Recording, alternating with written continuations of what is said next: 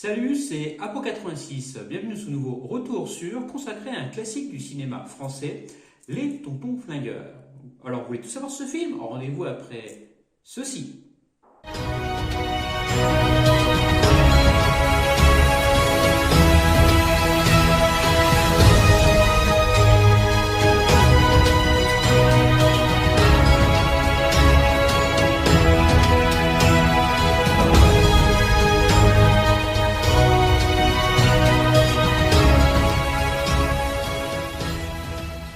On revient donc aujourd'hui sur un film en noir et blanc qui a fêté en novembre dernier ses 60 ans, Les Tontons Flingueurs.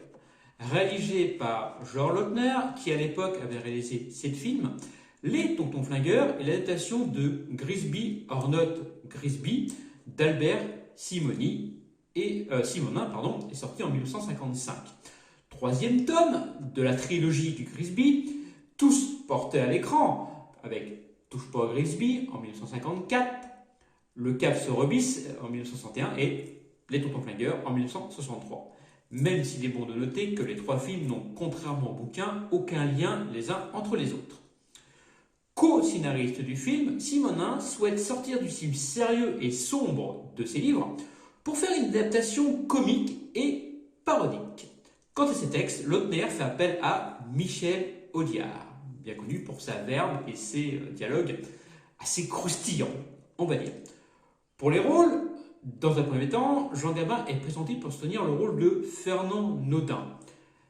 L'acteur pose toutefois certaines exigences. Il souhaite imposer une équipe de techniciens, laquelle n'est pas retenue, au grand soulagement de Michel Audiard, avec lequel il est momentanément fâché depuis Mélodie en sous-sol, sorti quelques mois auparavant. On choisit donc Lino Ventura qu'il faudra convaincre, puisque du haut de ses 44 ans à l'époque, sa réputation d'homme sérieux à la carrure plutôt imposante, je rappelle qu'avant d'être acteur, Lino Ventura était catcheur, refuse.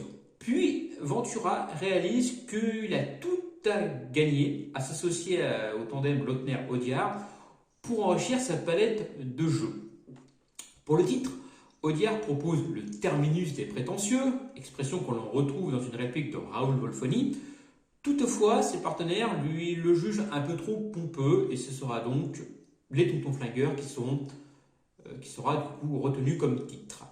Mais la Gaumont ne croit pas au succès du film, lequel n'est défendu que par Alain Poirier. Pour limiter les risques financiers, la Gaumont s'associe donc avec d'autres sociétés. C'est pour cela que dans la distribution, on retrouve les acteurs allemands comme Sabine Singen et Horst Frank et un italien, Venantino Valentini. Pour l'anecdote, à l'origine de l'écriture, la scène de la cuisine a bien failli ne jamais exister. Michel Audiard, la trouvant inutile, le réalisateur Lautner l'a rétabli en hommage à Kay Largo, film en noir et blanc, comme dans le film, dans lequel on voit les gangsters accoudés à un bar, évoquer avec nostalgie le temps révolu de la prohibition. Mais Les Tontons Flingueurs, ça raconte quoi? L'histoire de Fernand Naudin, ex-gangster rangé des voitures, qui s'est exilé à Montauban, où il vend du matériel agricole. Un jour, son vieil ami, Louis, dit le Mexicain, vieil ami de ses amis de voyous, qui n'a pas revu depuis plus de 15 ans, lui envoie un télégramme lui demandant de revenir en urgence à Paris. Persuadé de n'avoir que pour 2 jours, Fernand accepte et découvre, dès à son arrivée, son ami mourant, qui lui lègue ses petites affaires qui roulent toutes seules, composées d'un bowling, géré par Henri, une roulette clandestine sous la garde des frères Wolfoni, Paul et Raoul, une distillerie clandestine dirigée par l'allemand Théo, et une maison close supervisée par Madame Mato. Mais il le charge surtout de gérer l'éducation de Patricia, sa filleule, qui ne doit rien savoir des activités et de la mort de son père et qui doit penser que Fernand est son oncle.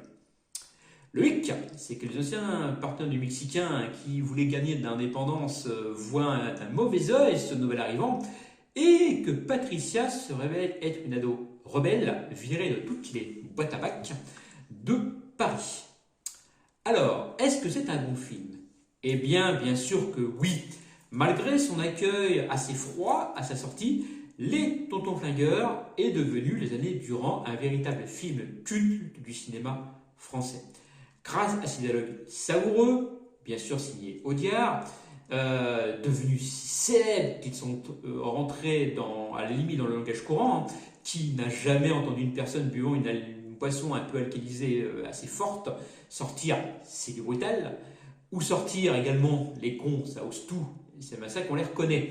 Les répliques sont vraiment passées comme des expressions dans le langage courant français. Mais le film doit également beaucoup à ce casting. Lino Ventura, Bernard Billet, Francis Blanche, Jean Lefebvre, bande de potes qui s'amusent à l'écran, ça se voit, notamment dans la célèbre scène de la cuisine, qui, je le rappelle, ne devait pas figurer à l'origine dans le film. Pour l'anecdote, il faut savoir que le réalisateur avait versé de l'eau teintée avec du thé dans le verre des comédiens, pour croire que c'était du whisky de contrebande. Mais c'était sans compter sur Francis Blanche et Bernard Billet, qui ont échangé la boisson dans le verre de Jean Lefebvre pour y placer de l'alcool et du poivre. Il en résulte donc cette drôle de tête que fait Lefebvre, avec laquelle il sort, larmoyant, voilà la petite larme qui coule. Vous avez raison, il est curieux. Leur jeu d'acteur, leur charisme et leur chimie à l'écran contribuent grandement à la popularité du film. Il faut dire que Lautner nous dessert grâce à ses acteurs d'un panel de caricatures. Fernand Daudin, incarné par Léo Ventura, qui essaye de faire bonne figure devant sa nièce, mais dont la nature ressurgit, notamment dans la célèbre tirade qui dit « Patricia, mon petit, je ne voudrais pas te paraître vieux jeu, ni encore moins grossier. L'homme ne l'emporte pas, est parfois rude, mais toujours courtois. Mais la vérité m'oblige à te dire que ton Antoine commence à lui briser menu. » Voilà, un peu comment il le fait. Et on voit bien que son passif de voyou et puis sa nature ressort. Raoul Wolfoni, incarné par Bernard Billet, le faux nerveux lâche qui se la joue gros dur, notamment avec ses tirades, avec il connaît pas Raoul, etc. Donc là c'est énorme. Jean Lefebvre en Paul Wolfoni, sorte de groupie à la mine basse, plutôt enclin à la diplomatie, comme il dit dans la scène de la cuisine. Francis Blanche en notaire lubrique et pas très net. Et bien sûr, Robert Dalban, donc ce majordome, ex-cambrioleur qui en fait trop et qui se prend pour un anglais.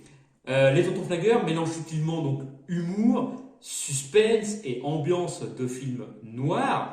Le ton décalé et les situations loufoques rendent le film très divertissant. Un film qui offre un regard assez pittoresque sur le monde des truands parisiens dans les années 60. Et c'est cet aspect qui a contribué à sa popularité, en particulier auprès des fans de films de gangsters. Les Tontons Flingueurs regorgent d'ailleurs également de beaucoup de références culturelles qui ont marqué l'époque et qui capturent l'essence d'une certaine période de l'histoire française, ce qui lui confère une dimension nostalgique pour certains spectateurs. Et en ce qui concerne la bande-son, signée Michel Magnier, sa petite ritournelle, déclinée donc en plusieurs styles, passant donc du disco au piano-bar, en passant même par la musique classique, rajoute un petit plus au film, et c'est franchement bien trouvé. Comme je vous l'ai dit, ce film a gagné en notoriété avec les années et ses nombreuses rediffusions à la télévision. Et même s'il n'a pas eu le succès voulu, attendu du coup à sa sortie en salle à l'époque, en 1963, il obtient quand même la note de 7,7 sur 100 sur Sens Critique, 8,4 sur notre partenaire Captain Watch. Quant à moi, je vais être beaucoup plus généreux et ça sera, et c'est rare quand je mets cette note, un bon 10 sur 10. Car je considère les Tontons Flingueurs comme un chef-d'œuvre du cinéma français, grâce à sa combinaison réussie de dialogue percutant, d'interprétation mémorable, car vous donnez les dialogues d'Audiard, qui a été donné à Bernard Billet, à un autre acteur. D'ailleurs, ils se sont essayés à l'exercice, ça ne fonctionne pas, parce que Bernard Billet, lui, il sait le dire, il le débite par exemple la tirade de connaît pas Raoul, il le dit à une vitesse folle, tout en laissant des silences dans son dialogue. C'est ça qui est fort, c'est là qu'on voit vraiment le talent de Bernard Billet. Et ça, vous donnez ce dialogue, cette tirade là de Raoul à un autre acteur, ça ne marchera pas. Et c'est là que Audiard a su donner, donc, a su adapter les dialogues à chaque acteur, et Lautner donc décerner, bon, toi tu feras ça, tu feras ça, toi tu feras ça. Voilà, on va décerner les rôles. Et ça qui est vraiment fort dans ce film, c'est du grand art, du cinéma comme on n'en fait plus, avec des acteurs comme on n'en fait plus également, hélas, hein, parce que c'était vraiment Blier, Ventura, Blanche, c'était vraiment des temples, des piliers du cinéma français dans les années 60, 70 et début années 80. Je ne vais pas vous refaire leur panel, toute leur cinématographie, mais je reviendrai d'ailleurs sur un autre film plus tard avec Lino Ventura et un autre pilier également du cinéma qui est Belmondo, je ne vous en dis pas plus. Voilà, bref, c'est un très très très très bon film des Tontons Flingueurs. Vous pouvez bien sûr revoir ce film dans ses diverses rediffs à la télé, mais également en physique grâce à sa réédition pour 60 ans et un collector assez cher qui est à 100 euros, mais qui comprend donc la fausse bouteille de Four King, puis pas mal de petites références, pas mal de petits objets collector, donc pourquoi pas, pour ceux qui sont fans, pourquoi pas. J'en ai donc fini avec ce retour sur les Tontons Flingueurs. N'hésitez pas en commentaire à me dire ce que vous pensez de ce film culte. Moi, je vous dis à plus et à la prochaine. Salut!